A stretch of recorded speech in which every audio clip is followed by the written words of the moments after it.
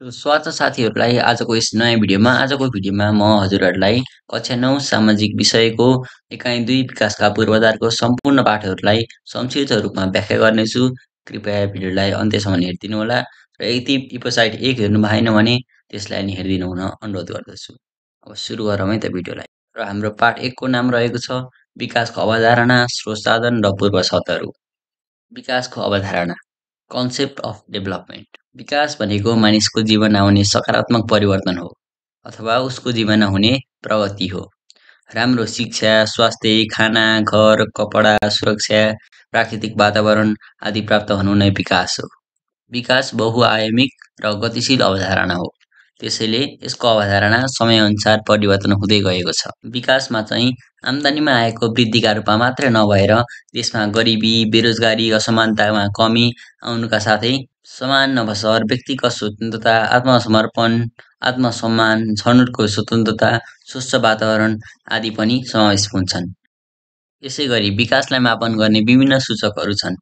तीमध्ये कुल ग्राहस्थ उत्पादन, कुल राष्ट्रिय उत्पादन र प्रति व्यक्ति आम्दानी महत्त्वपूर्ण सूचकहरू हुन्। यी सूचकहरू वृद्धि हुँदा जनताको जीवनस्तरमा सुधार आउँछ। विकासका पूर्वाधार र आवश्यक पर्ने स्रोत साधनहरू। क्रम सङ्ख्या 1, विकासका पूर्वाधार शिक्षा। स्रोत साधन विद्यालय, विश्वविद्यालय, प्राविधिक तथा व्यावसायिक विद्यालय, सिपमूलक तालिम केन्द्रहरू, क्याम्पस तथा कलेजहरू आदि। यसैगरी स्वास्थ्यमा स्वास्थ्य चौकी, उपस्वास्थ्य चौकी, स्वास्थ्य केन्द्र, अस्पताल, स्वास्थ्य कार्यकर्ता, जनसङ्ख्या नियन्त्रण, वातावरण संरक्षण, फोहोर व्यवस्थापन आदि। यसैगरी यातायातमा सडक यातायात, हवाई यातायात, जलमार्ग, रेल यातायात, केबल कार, रज्जुमार्ग, रोपवे, पुल आदि। यसैगरी सञ्चारमा telephone, internet, radio, television, fax, हुलाक, इमेल, पत्र-पत्रिका, भू-उपग्रह आदि। यसैगरी जनशक्तिमा उच्च दक्ष, दक्ष, अर्धदक्ष तथा अदक्ष जनशक्ति। ऊर्जा जलविद्युत, कोइला, सौर्यशक्ति, वनजङ्गल, वायुशक्ति, ग्यास, तेल, अर्गानिक शक्ति आदि। यसैगरी खानेपानीमा पोखरी, नदी, कुवा, चापाकल, इनार आदि। विकासका महत्त्वपूर्ण पूर्व शर्तहरू। साक्षरता, जनसहभागिता, उद्यमशीलता, शान्ति र सुरक्षा, दूरदर्शी, स्रोत साधन, सदाचार र प्रतिबद्धता, यसैगरी प्रविधि। अब पाठ 2 को पालो, विकासका पूर्वाधार शिक्षा, स्वास्थ्य र जनशक्ति। Infrastructure of development, education, health and human resource.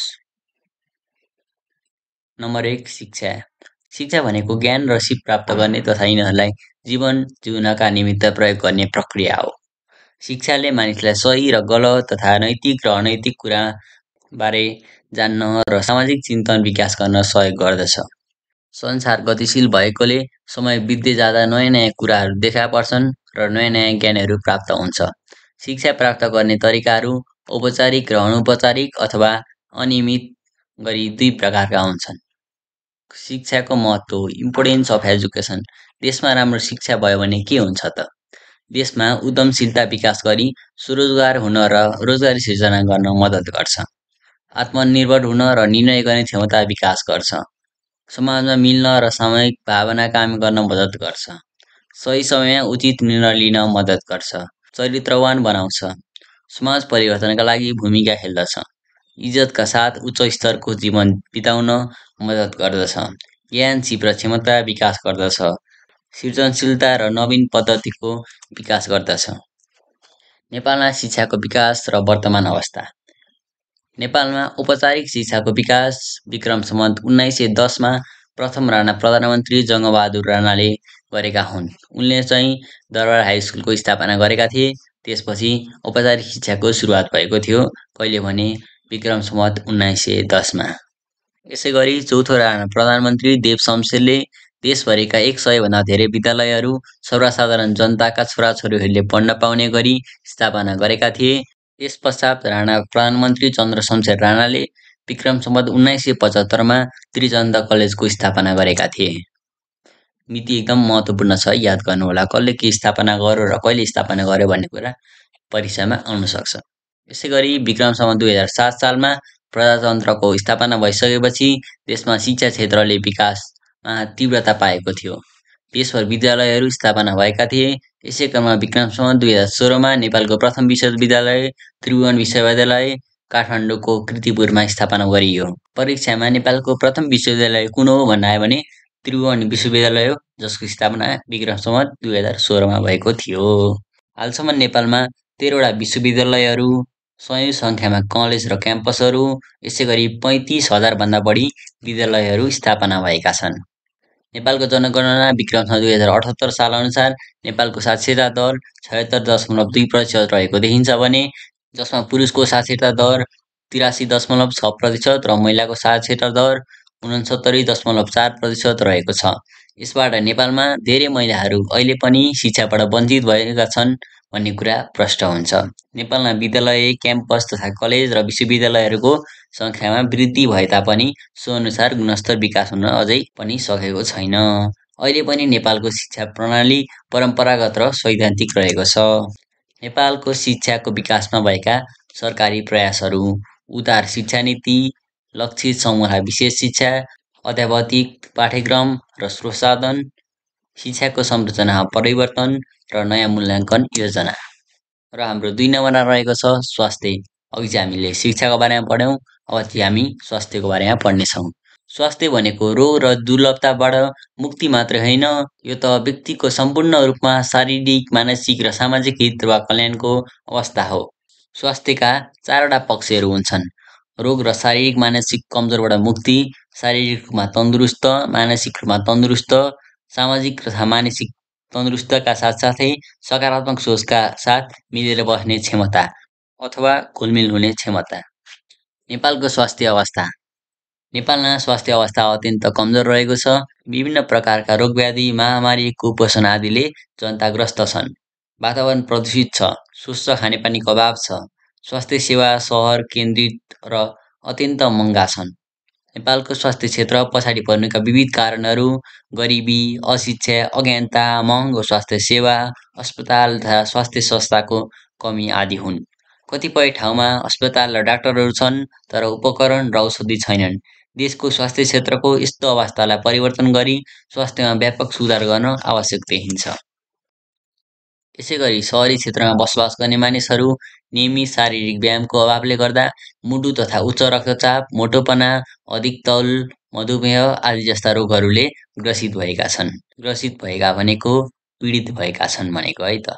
यसको विपरीत ग्रामीण क्षेत्रमा बस्ने मानिसहरू अधिक श्रम, सन्तुलित आहार र पोषणको अभावले गर्दा, नियमित स्वास्थ्य जाँचको अभावले गर्दा विभिन्न रोगबाट ग्रसित छन्।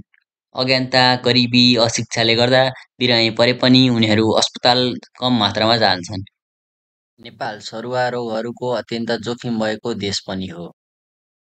तेस्रो नम्बर जनशक्ति: मानिसमा अन्तर्निहित बुद्धि, विवेक, ज्ञान र क्षमतालाई जनशक्ति भनिन्छ। जुन देशमा मानव संसाधनको उचित परिचालन र उचित प्रयोग हुन्छ, उक्त देशको विकास तीव्र गतिमा हुन्छ। देशको समृद्धिको आधार नै मानव संसाधन हो। विश्वका विकसित तथा समृद्ध मुलुकहरू जस्तै संयुक्त राज्य अमेरिका, बेलायत, क्यानाडा, जापान, चाइना आदिको विकास मानव संसाधनबाटै भएको हो। शिक्षा र तालिम प्राप्त मानव संसाधनलाई जनशक्ति भनिन्छ। दक्ष जनशक्तिको विकासले नै देशमा विकासको तीव्रता आउँछ। देशमा दक्ष जनशक्तिको समुचित प्रयोग गरेर योजनाबद्ध तरिकाले अगाडि बढ्न सकियो भने आर्थिक समृद्धि प्राप्त गर्न सकिन्छ। दक्ष जनशक्तिको उत्पादन, उपयोग र सम्भार सम्बन्धी विभिन्न प्रयासहरू हुँदै आए तापनि ती प्रयासहरू पर्याप्त छैनन्। हरेक वर्ष वैदेशिक रोजगारीमा जानेको सङ्ख्या 4 लाखको हाराहारीमा रहेको देखिन्छ। तालिम र सिपको अभावमा देशभित्र र बाहिर दुवै ठाउँमा काम गर्ने जनशक्तिको ठुलो सङ्ख्या अदक्ष जनशक्तिले ओगटेको देखिन्छ। त्यसैगरी हाम्रो देशमा स्वरोजगारलाई त्यति धेरै महत्त्व दिएको देखिँदैन। दक्ष मानव संसाधनको महत्त्व भनेको दक्ष जनशक्तिको महत्त्व। यदि देशमा दक्ष जनशक्ति भयो भने के चाहिँ गर्न सकिन्छ त? हेरौँ है त।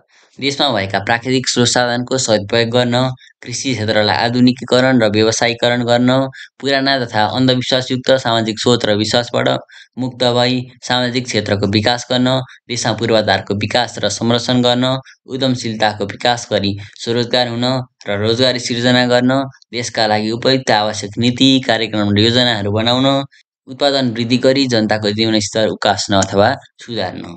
आफ्नै देशमा दक्ष जनशक्ति तयार पार्ने उपायहरू: सिप विकासका निमित्त उचित तालिमहरूको प्रबन्ध गर्ने, अनुसन्धानमा जोड दिने, वैज्ञानिक शिक्षा नीति कार्यान्वयन गर्ने, अध्ययन, भ्रमण, अनुसन्धान र खोज सहितको तालिम र शिक्षामा जोड दिने, देशको आवश्यकता अनुरूप व्यावहारिक र प्राविधिक शिक्षा प्रणाली विकास गर्ने, कर्मचारी तथा रोजगारी प्राप्त जनशक्तिलाई प्रविधि अत्यावधिक गर्ने, युवा शक्तिलाई उनीहरूको रुचि अनुसारको तालिम व्यवस्था गर्ने, निशुल्क शिक्षा तथा तालिमको व्यवस्था गर्ने, प्राविधिक विश्वविद्यालय स्थापना गर्ने, गाउँ गाउँमा विभिन्न प्रकारका तालिमका लागि शिक्षालय तथा तालिम केन्द्रहरू स्थापना गर्ने। र हामीले यो एकाइ पढिसकेपछि शिक्षा, स्वास्थ्य र जनशक्तिको परिभाषा, महत्त्व, वर्तमान अवस्था र वर्तमान अवस्थालाई सुधार गर्ने उपायहरू पढ्नुपर्छ, किनकि त्यो एक्जाममा धेरै नै महत्त्वपूर्ण रहेका छन्।